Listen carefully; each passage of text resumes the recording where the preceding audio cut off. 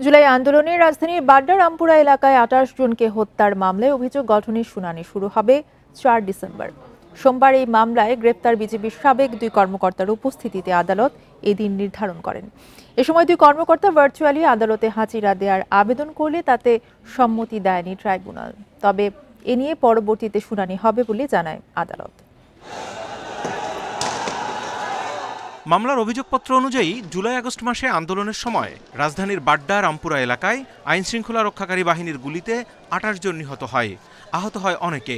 এ সময় আন্দোলনকারীদের উপর সরাসরি গুলি ছুটতে দেখা যায় তৎকালীন বিজিবির কর্মকর্তা কর্নেল রেদওয়ানুলকে। এছাড়া মামলার আরেক আসামি তৎকালীন বিজিবি কর্মকর্তা মেজর রাফাত বিন আলম মুন ও পুলিশ কর্মকর্তা এডিসি রাশেদুল ও ওসি মশিউরও হত্যাযজ্ঞে নেতৃত্ব দেন। এর মধ্যে গ্রেপ্তার ২ সামরিক কর্মকর্তাকে সোমবার সেনানিবাসের অস্থায়ী কারাগার থেকে শীতাতপ নিয়ন্ত্রিত প্রিজন ভ্যানে করে হাজির করা হয় ট্রাইব্যুনালে।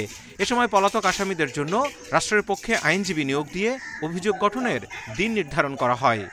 তারা যেহেতু এপিআর করেন পত্রিকা বিজ্ঞপ্তির পরও, তখন তাদেরকে পলাতক আসামিদের জন্য ইন অ্যাবসেন্সিয়া ট্রায়াল একটা প্রসিড করছে রাষ্ট্রপক্ষের আইনজীবী নিয়োগের জন্য। এখনো হয়নি, কিন্তু রাষ্ট্রপক্ষের আইনজীবী নিয়োগের বিষয়টা এটা আদেশ হবে এবং পরবর্তী তারিখ রেখেছেন আপনার ৪ তারিখ, যেটার ভিতরে যে ৪ তারিখে ফ্রেমিং দ্য চার্জ।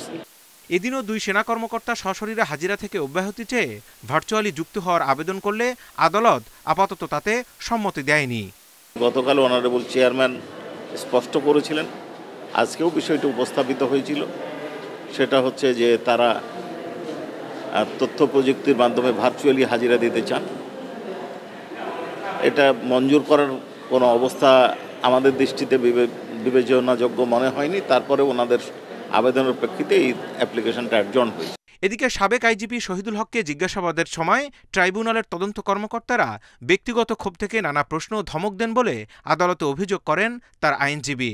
তবে অভিযোগ সত্য নয় বলে জানায় prosecution. Zahidul Bashar, Independent News, Dhaka.